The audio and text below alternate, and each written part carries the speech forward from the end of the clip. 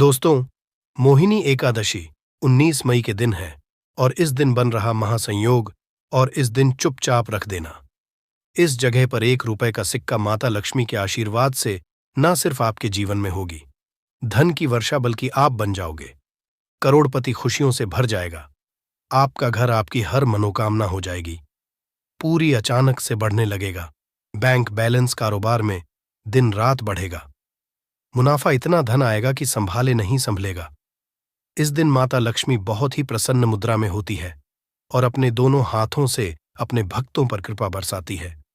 और इस दिन अगर के अनुसार 1 रुपए का सिक्का जगह रख देंगे और वह उपाय कर लेते हैं जिसके बारे में शास्त्रों में बताया गया है और जो प्राचीन काल के समय का है, तो मान के चलिए इस उपाय को करने के बाद तुरंत ही आपको माता लक्ष्मी का वो वरदान और वह आशीर्वाद मिलेगा जिसके बाद न सिर्फ आपके जन्म जन्मांतर की गरीबी, परेशानी, कष्ट और समस्याएं तुरंत के तुरंत खत्म हो जाएंगी, बल्कि इस छोटे से उपाय को करने के बाद आपके जीवन की वर्षा होगी। आपके जीवन में धन आने के सारे रास्ते खुल जाएंगे। आपके जीवन में जो धन आएगा उसमें वृद्धि होगी मां लक्ष्मी के आशीर्वाद से। फिर आपके जीवन में आप जिस कार्य को भी शुरू करेंगे उस कार्य में आपको सफलता हासिल होगी। पंचांग के अनुसार एकादशी तिथि की शुरुआत 19 मई 2024 दिन रविवार की रात 12:21 से होगी और इसका समापन 21 मई की सुबह 2:22 पर होगा। ऐसे में उदया तिथि के मुताबिक इस साल यह व्रत 19 मई 2024 को रखा जाएगा। अब आप बार बार सोच रहे होंगे कि 1 रुपए के सिक्के का उपाय करके आपको माता लक्ष्मी का आशीर्वाद कैसे मिल सकता है, तो आपकी जानकारी के लिए बता दें।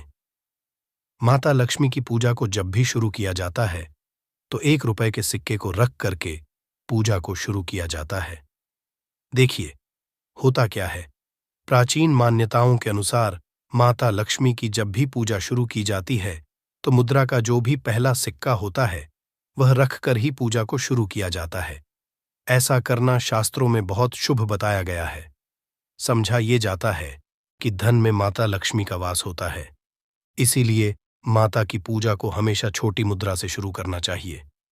ऐसा अगर कोई व्यक्ति करता है तो उस व्यक्ति की पूजा तुरंत सिद्ध हो जाती है और उस पूजा का पलट करके एक व्यक्ति को लाभ जरूर ही मिलता है। इसीलिए आपने देखा भी होगा, जब भी आपके घर पर दिवाली की पूजा होती है, धनतेरस की पूजा होती है, माता लक्ष्मी की कोई भी पूजा पाठ रखी जाती है, तो माता लक्ष्मी की पूजा में हमेशा 1 रुपए का सिक्का रख कर ही पूजा को शुरू किया जाता है। ऐसा हमारे शास्त्रों के अनुसार बहुत ही शुभ होता है। और अगर आप सिर्फ आने वाली एकादशी के दिन माता लक्ष्मी धरती पर वास करने आएंगी और आपने सही मुहूर्त पर 1 रुपए के सिक्के का वह उपाय कर लिया जिसके बारे में तंत्र शास्त्र में लिखा हुआ है, तो मान चलिए इस उपाय को करने के बाद तुरंत ही आपको माता लक्ष्मी का वरदान और आशीर्वाद मिलेगा। दोस्तों, ये उपाय आपको इसी तरह से सही मुहूर्त पर करना है और आज के दिन कई करोड़पति व्यक्ति जो है साल की हर एक एकादशी के दिन ये उपाय करते हैं। इस दिन माता लक्ष्मी धरती पर आती है। अगर आपने ये उपाय कर लिया तो माता लक्ष्मी के आशीर्वाद से आपके जीवन में धन की वृद्धि होने से कोई भी नहीं रोक पाएगा। दूसरा है शुक्र ग्रह को मजबूत करने का महा उपाय है। दोस्तों, अगर आपके जीवन में आप बहुत मेहनत करते हैं, बहुत परिश्रम करते हैं, परंतु आपको उसका फल नहीं मिलता, आपके पास पैसा तो आता है परंतु बेफिजूल में उड़ जाता है, तो इसकी मुख्य वजह क्या है? इसकी मुख्य वजह है कि आपका शुक्र ग्रह बहुत कमजोर है और जिस व्यक्ति का भी शुक्र ग्रह कमजोर होता है उस व्यक्ति के जीवन में कभी भी धन टिकता नहीं है। और एकादशी के दिन अगर आपने 1 रुपये के सिक्के का वो उपाय कर लिया जो आपको हम बताने जा रहे हैं, तो इतना करने भर से आपका शुक्र ग्रह मजबूत हो जाएगा और दूसरी तरफ इस उपाय को करने के बाद आपका शुक्र ग्रह हमेशा आपका साथ देगा। आप यह उपाय एकादशी की शाम को करना है। शाम के वक्त आपको 2 1 रुपए के सिक्के लेना है। आपके घर पर जो भी पूजा घर है वहां पर आपको जाना है। इन दोनों सिक्कों को हाथ में पकड़िए। माता लक्ष्मी के सामने आपको एक घी का दीपक जलाना है और इन सिक्कों को हाथ में पकड़ने के बाद माता लक्ष्मी के बीज मंत्र का जाप 11 बार आपको करना है। 11 नंबर माता लक्ष्मी को बहुत ही ज्यादा प्रिय है, जो बीज मंत्र है। महालक्ष्मी। हम फिर से रिपीट रहे हैं दोस्तों। महालक्ष्मी, इस बीज मंत्र का जाप सिर्फ 11 बार आपको करना है। इन दोनों सिक्कों में एक सिक्का आपको अपने पर्स में हमेशा के लिए रखना होगा। दूसरे सिक्के तिजोरी या अलमारी में पूर्व दिशा में रख देना है। लाल कपड़े में लपेटने के बाद ये छोटा सा उपाय अगर आपने एकादशी के दिन कर लिया तो मान के चलिए माता लक्ष्मी की कृपा आप पर इस तरह से बनी रहेगी, जिसके बाद हमेशा आपका शुक्र ग्रह आपका साथ, क्योंकि शुक्र ग्रह का नियंत्रण माता लक्ष्मी के हाथों में होता है। और दोस्तों, ये दोनों सिक्के जिनको आपने हाथ में पकड़ा था, माता लक्ष्मी के सामने ये दोनों सिक्के अभिमंत्रित हो चुके हैं और ये सिक्के शुक्र ग्रह का साथ आपको इस तरह से दिला देंगे, जिसके बाद आपके जीवन में जो धन आएगा उसमें वृद्धि होगी। आपके जीवन में धन आने के रास्ते खुल जाएंगे। आपके जीवन से बेफिजूल खर्ची खत्म हो जाएगी और धन संबंधित आप जो भी निर्णय लेंगे इस उपाय को करने के बाद उस निर्णय से सिर्फ आपको फायदा पहुंचेगा। अगला उपाय है धन हासिल करने का महा उपाय। अगर आप चाहते हैं कि आपके जीवन में धन की वर्षा हो, आपके जीवन में इतना धन हो जिसके बाद आपको धन की कमी ना हो, माता लक्ष्मी के आशीर्वाद से आपके जीवन में धन की वृद्धि हो जाए, जिसके बाद आपकी आने वाली 7 पीढ़ी भी पैसों पर राज करे, तो बस एक छोटा सा उपाय आपको एकादशी के दिन करना है, जो आपको हम जा रहे हैं। एकादशी के सूर्यास्त के बाद बस एक काम कीजिएगा, नहा धो लीजिएगा, लाल कपड़े पहन लीजिएगा, क्योंकि माता लक्ष्मी को लाल रंग बहुत प्रिय है। आपके घर जहां भी माता लक्ष्मी की कोई भी प्रतिमा रखी है वहां पर कर आपको बैठ जाना है। एक घी का दीपक जला दीजिए। अब एक लाल कपड़ा बिछाना है। आपको इस लाल कपड़े पर 1 रुपए का सिक्का, 1 मुट्ठी धनिया, 3 लौंग आपको रखना है। इस कपड़े की पोटली बना लीजिए। पोटली बनाते हुए मौली धागे का इस्तेमाल कीजिएगा। इस पोटली को अपने हाथ में पकड़िए और माता लक्ष्मी के बीज मंत्र का जाप 11 बार आपको करना है। 11 नंबर माता लक्ष्मी को बहुत ही प्रिय है, बीज मंत्र है। इतना करने के बाद इस पोटली को अपनी अलमारी के दक्षिण दिशा में आपको रख देना है। सिर्फ इतना उपाय आपको एकादशी के सूर्यास्त के बाद करना होगा। ये पोटली जैसे ही आप अपने तिजोरी में रख देंगे या अलमारी में रख देंगे तो ये पोटली आपके जीवन में एक चुंबक बन जाएगी, जो धन खींचने का काम करेगी।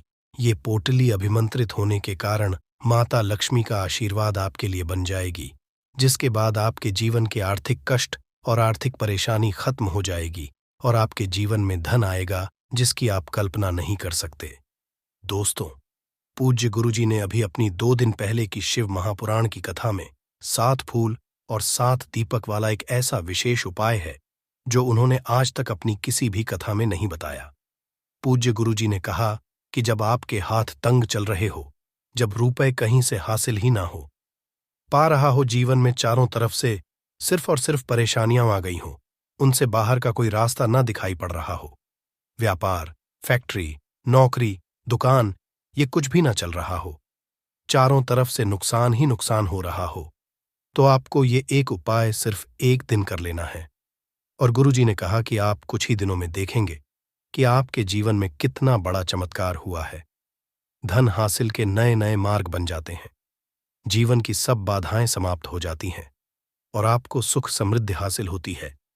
तो चलिए, साल की एकादशी मोहिनी एकादशी के इस विशेष दिन में अगर आप ये उपाय कर लेते हैं, और इसी के साथ साथ पूज्य गुरुजी ने कहा कि अगर आप शिवलिंग के सामने और माता लक्ष्मी के सामने शहद की 1 बूंद से उपाय कर लेते हैं तो जीवन के सारे संकट समाप्त हो जाएंगे।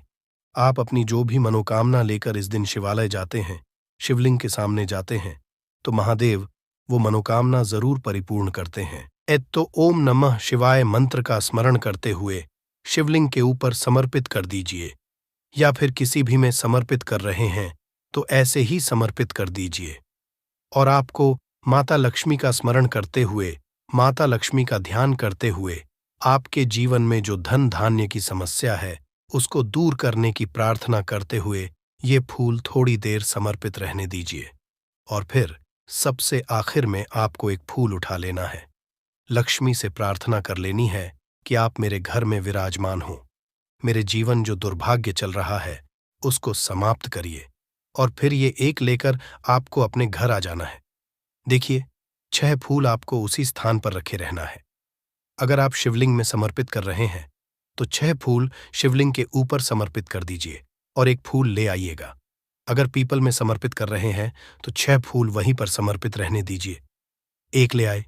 और अगर बेल पत्र या फिर आंवले के वृक्ष में है तो 6 वहीं पर छोड़ आइएगा और एक ले आइए। एक को आपको किसी भी चालीसा में रख लेना है। अगर आपके घर हनुमान चालीसा है या शिव चालीसा है या दुर्गा चालीसा है या फिर आरती की कोई पुस्तक है या फिर रामचरितमानस है या फिर भगवद गीता है, कुछ भी है, तो उसके अंदर आपको ये एक फूल रख लेना है और माता रानी का स्मरण कर लेना है। पूज्य गुरु जी ने कहा कि फर्क आप स्वयं देखिएगा कि आपके जीवन में जितना आपने धन पाने की कामना की थी, माता लक्ष्मी की से उससे कहीं ज्यादा आपको धन हासिल होगा।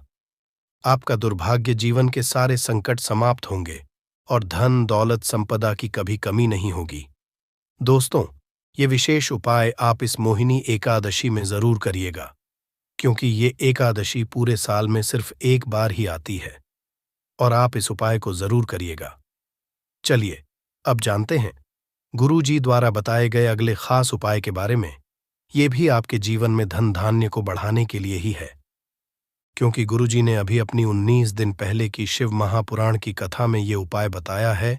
गुरु जी ने कहा है कि जब जीवन में समस्याएं, तकलीफ, विघ्न बहुत ज्यादा हो, तब आपको ये उपाय कर लेना चाहिए। जब धन की चारों तरफ से हानि हो रही हो, एक तरफ से धन आ रहा हो और दूसरी तरफ से खर्च हो जा रहा हो, या फिर जीवन में धन हासिल हो ही ना पा रहा हो, तो आपको ये उप लेना चाहिए। इस उपाय के लिए आपको सिर्फ एक बूंद शहद ले लेना है। देखिए, ये भी आपको मोहिनी एकादशी के दिन में ही करना है और साल में सिर्फ एक बार ही आप इस उपाय को करते हैं। देखिए, ये उपाय 2 जगह पर कर सकते हैं। अगर आप एकादशी के दिन माता लक्ष्मी की पूजा करते हैं तो उनके सामने भी यह उपाय कर सकते हैं, और अगर आप एकादशी के दिन शिवलिंग के सामने कोई पूजा करते हैं तो उनके सामने भी यह उपाय कर सकते हैं। पहले आप शिवलिंग वाले उपायों को समझ लीजिए। इसके लिए आपको एक बेलपत्र ले लेनी है। अगर के पास बेलपत्र है तो ले लीजिए, और नहीं है तो शिवलिंग के ऊपर चढ़ी हुई बेलपत्र को उठाकर जल से शुद्ध करके फिर से उसका इस्तेमाल भी आप कर सकते हैं। बस आपको ध्यान रखना है कि ये बेलपत्र कहीं से भी कटी फटी नहीं होनी चाहिए।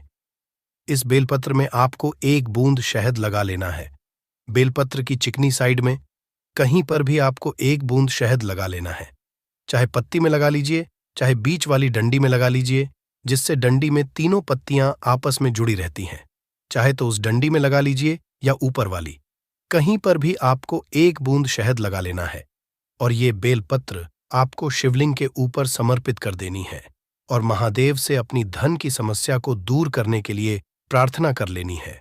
और अगर आप माता लक्ष्मी के सामने कर रहे हैं तो आपको एक पान का पत्ता ले लेना है और इसके ऊपर एक बूंद शहद लगा देना है और ये फिर माता रानी को भोग स्वरूप कर देना है और माता रानी से यानी माता लक्ष्मी धन धान्य की समस्या को समाप्त करने के लिए प्रार्थना कर लेनी है।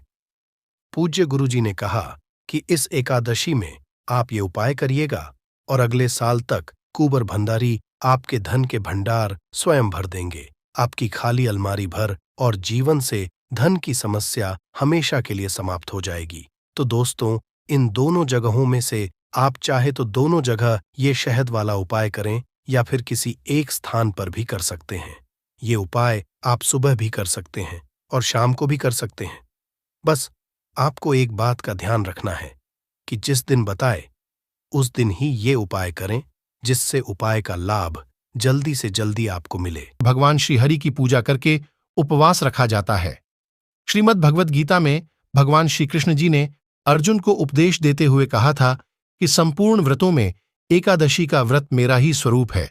इस कारण एकादशी व्रत की महिमा ज्यादा हो जाती है और वैशाख मास के शुक्ल पक्ष की एकादशी को मोहिनी एकादशी के नाम से जाना जाता है। पौराणिक कथा के अनुसार जब देवताओं और असुरों के बीच समुद्र मंथन के दौरान अमृत हासिल करने के लिए युद्ध चल रहा था, तब असुरों ने अमृत कलश छीन लिया। तब देवताओं को बचाने के लिए भगवान श्री विष्णु ने मोहिनी का रूप धारण किया और अपने मनमोहक सौंदर्य से को मोहित करके उन्हें अमृत पिलाने से रोक दिया, और तब देवताओं ने अमृत का पान किया और देवताओं को अमृत की हासिली हुई और वे विजयी हुए। इसलिए मोहिनी एकादशी को मोहभंजन एकादशी भी कहते हैं। इस दिन मनुष्य अपने अंदर के विकारों, दोषों जैसे मोह, लोभ, क्रोध और ईर्ष्या पर विजय हासिल करने का संकल्प लेता है। साथ भगवान विष्णु की कृपा से मोक्ष हासिली की कामना भी करता है। धार्मिक मान्यताओं के अनुसार मोहिनी एकादशी का व्रत रखने वाला भक्त सांसारिक सुखों को भोग कर अंत में मोक्ष की हासिली करता है। इस व्रत के पुण्य प्रताप से व्यक्ति सभी पापों से मुक्त हो जाता है। शास्त्रों के अनुसार अत्यंत ही श्रेष्ठ मानी जाती है मोहिनी एकादशी, और अगर आप इस एकादशी का व्रत धारण करते हैं अत्यंत ही श्रेष्ठ है। लेकिन किसी भी कारणवश मान लीजिए आप इसका व्रत नहीं कर पाते हैं, तो भी आज के दिन आपको भगवान श्री हरि विष्णु की विधि विधान से पूजा जरूर करनी चाहिए, क्योंकि आज के दिन अगर आप बिना व्रत किए भी भगवान श्री हरि की पूजा आराधना करते हैं, उनके मंत्रों का जप करते हैं, तुलसी दल युक्त भोग उन्हें अर्पित करते हैं, और आज आपको किसी भी प्रकार से तामसिक चीजों का सेवन नहीं करते हैं, जैसे कि लहसुन, प्याज, मांस, मदिरा, इन चीजों का कर दीजिए। इसके साथ ही चावल आज आपको भूल से भी नहीं खाना चाहिए। तो अगर आप नियम पालन कर लेंगे तब भी आपको भगवान श्री विष्णु की विशेष कृपा हासिल हो जाती है। तो दोस्तों, आज की इस वीडियो में हम मोहिनी एकादशी के बारे में बात करेंगे। आज हम आपका कंफ्यूजन दूर करेंगे कि आपको मोहिनी एकादशी व्रत कब रखना है, 18 मई या फिर 19 मई को। लेकिन वीडियो को पूरा देखिएगा, तभी आपकी कंफ्यूजन होगी।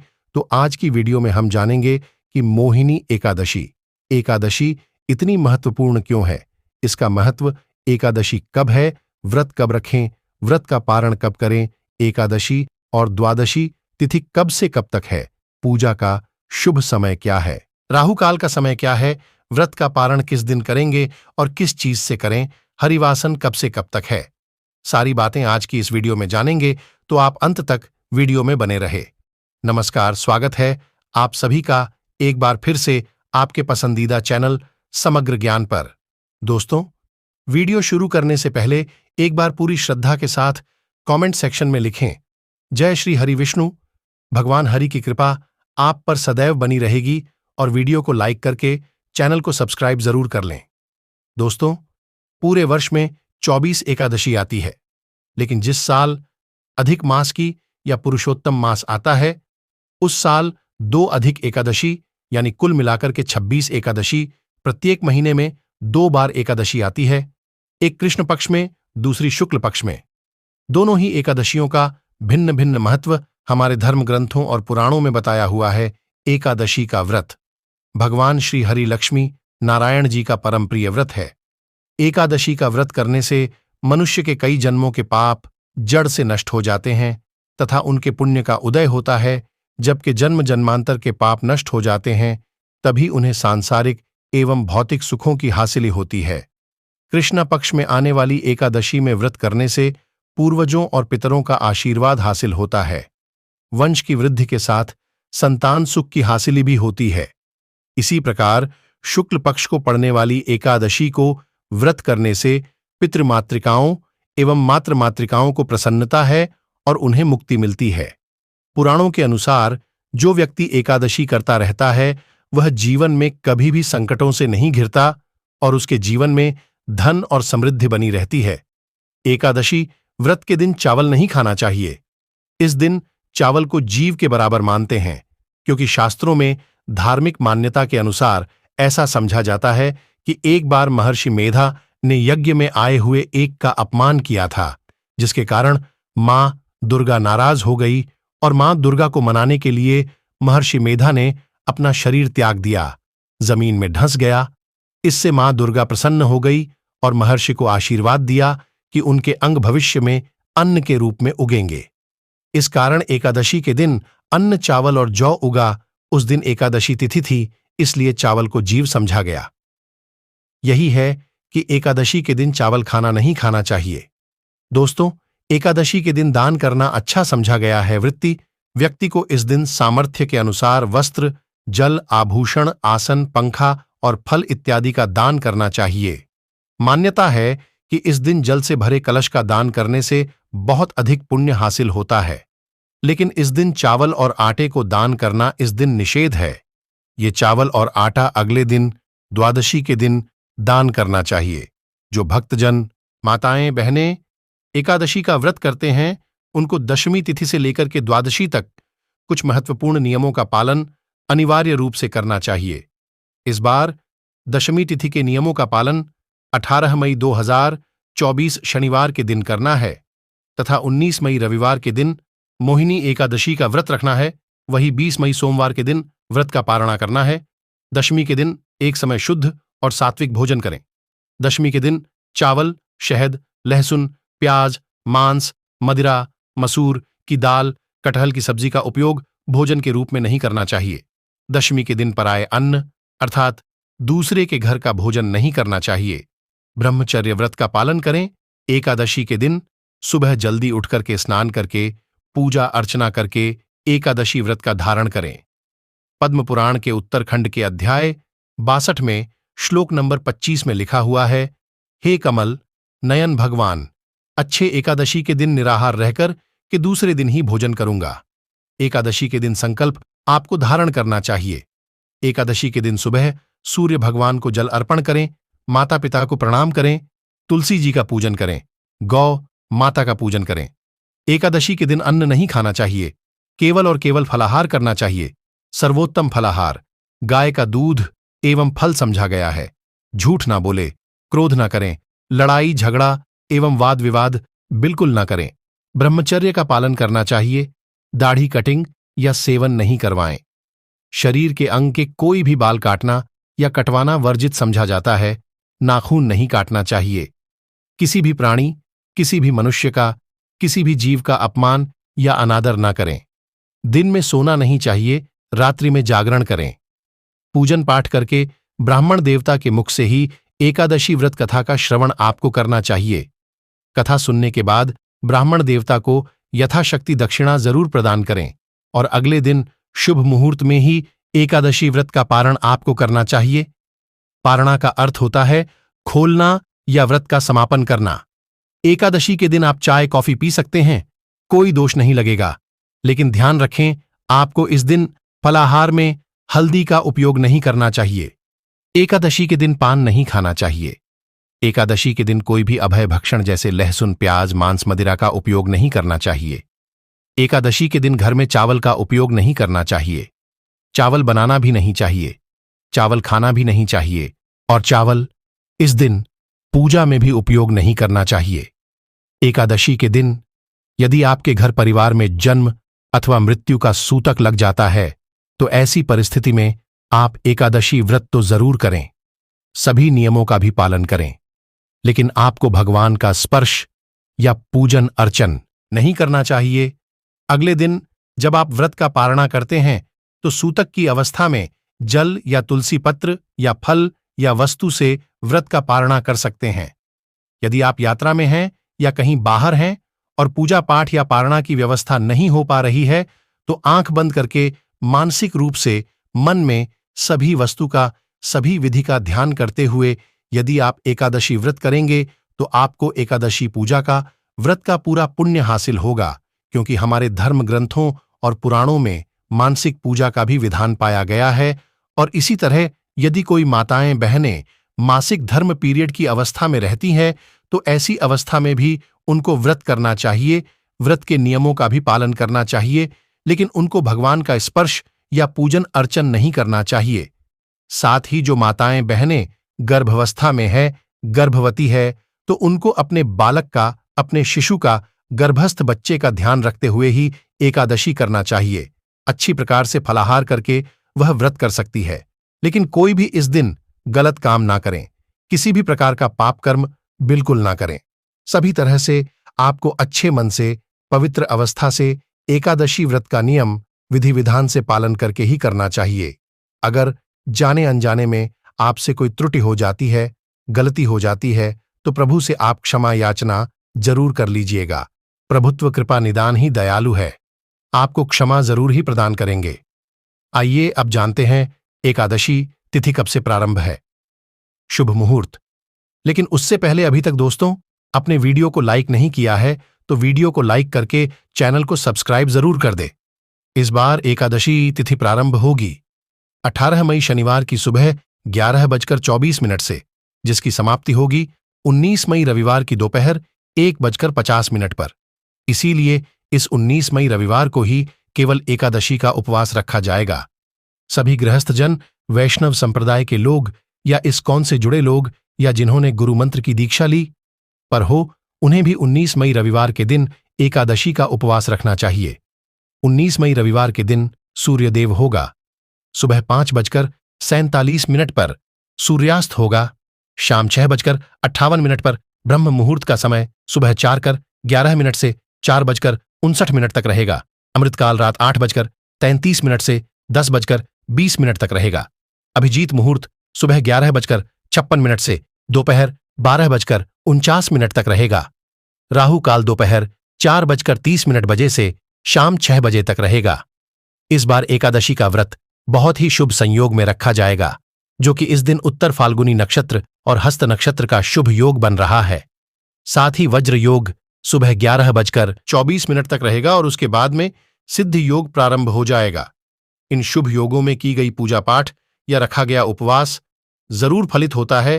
द्वादशी तिथि प्रारंभ होगी 19 मई रविवार की दोपहर 1:51 से। इसी के साथ ही हरिवासर का समय भी शुरू हो जाएगा। 20 मई सोमवार दोपहर 3:59 पर द्वादशी तिथि समाप्त होगी। हरिवासर का समय 19 मई रविवार को शाम लगभग 6 बजे तक समाप्त हो जाएगा। अब जानें द्वादशी तिथि के मुहूर्त के बारे में। इस दिन सूर्योदय होगा सुबह 5:47 पर, सूर्यास्त होगा शाम 6:59 पर। ब्रह्म मुहूर्त सुबह 4:11 से 4:59 तक रहेगा। अमृतकाल रात 10:42 से मध्य रात्रि 12:28 तक रहेगा। अभिजीत मुहूर्त 11:56 से दोपहर 12:49 तक और राहु काल सुबह 7:30 से 9 बजे तक रहेगा और सिद्ध योग दोपहर 12:10 तक रहेगा। एकादशी व्रत का पारण किया जाएगा 20 मई सोमवार को सुबह 5:47 से 8:45 के बीच में।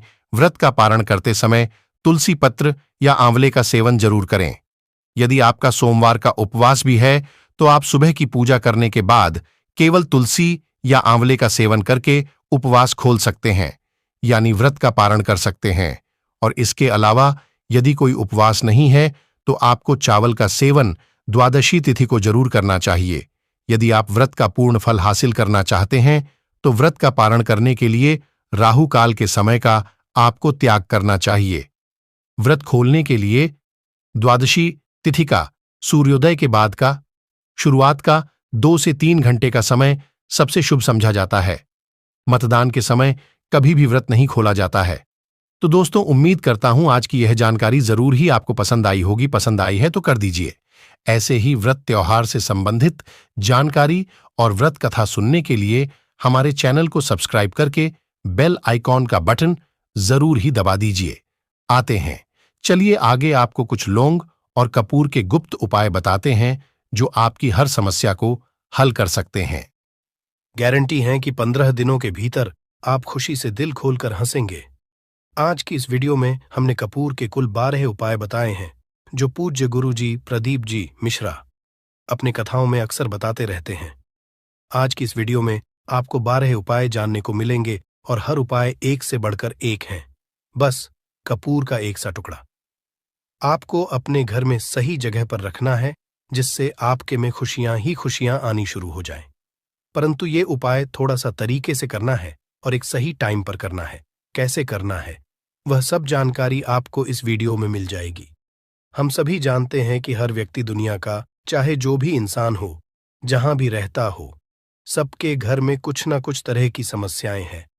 किसी के घर में कुछ है तो किसी के घर में कुछ है, चाहे वो बीमारी हो, धन की कमी हो, व्यापार नहीं चल रहा हो, कला होता हो, सुख समृद्धि में कमी आ गई हो, बच्चे की पढ़ाई अच्छी नहीं चल रही हो। तो हर परेशानी का उपाय आपको इसी एक वीडियो जाएगा। तो आपसे है कि इस वीडियो को पूरा देखिएगा और जो आपके दोस्त हो, जो आपके फैमिली मेंबर्स हो, उनको भी इसे शेयर करिएगा, क्योंकि उनको भी लाभ मिले और पुण्य का समझा एक बहुत अच्छी बात है। तो आपसे रिक्वेस्ट है कि इस वीडियो को पूरा देखिएगा, और अगर चैनल पर नए हैं तो चैनल को ज़रूर सब्सक्राइब कर लीजिएगा। और वीडियो में अगर आपके काम की जानकारी लगे, वीडियो पसंद आए तो एक लाइक कर दीजिए। तो चलिए जानते हैं कपूर के चमत्कारिक उपाय के बारे में। इस वीडियो में आपको कपूर के कुल 12 उपाय। हम सभी जानते हैं कि कपूर एक उड़ने वाला पदार्थ है। अगर खुले में आप इसको रख देंगे तो वह उड़ जाएगा, और अक्सर हम पूजा में आरती के बाद आरती के समय इसको उपाय करते हैं, घर की दरिद्रता मिटाने के लिए और घर में सुख शांति और समृद्धि लाने के लिए हम इसका उपाय करते हैं। इसे जलाने से वातावरण में एक अच्छा सुगंध फैल जाता है और घर की नेगेटिव एनर्जी दूर हो जाती है और हमारे मन को शांति मिलती है। संस्कृत में इसे कर्पूर, हिंदी में कपूर और अंग्रेजी में कैम्फोर कहते हैं। तो पहला जो है, आपके घर में लड़ाई झगड़ा बहुत ज्यादा होता है। छोटी छोटी बातों पर ही गाली गलौज होने लगता है। परिवार रिश्ते भूल जाता है कि कौन बड़ा है कौन छोटा है। तो इसके लिए आपको क्या करना है, आपको एक कपूर का टुकड़ा ले लेना है। एक पीस कपूर ले लीजिए